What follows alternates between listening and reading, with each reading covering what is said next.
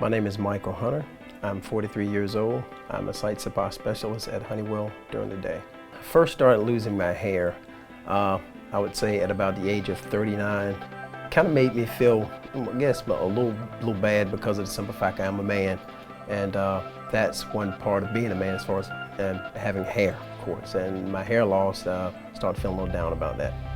So I went and spoke to my doctor about it, and he kind of chuckled about it and said that was something that, as being a man, I was going to have to live with. He did recommend some remedies to me, but he pretty much told me just to accept it for what it was and just to move forward. So kind of that's where I am right now and looking at other remedies. And I was like, you know, at this particular point in time in my life, what do I have? I have nothing to lose, really. I'm already losing my hair. As of right now, I found a remedy. I'm at the point as far as in the social arena, it makes me more confident within myself. It also helps me more now professionally because now I'm around my peers.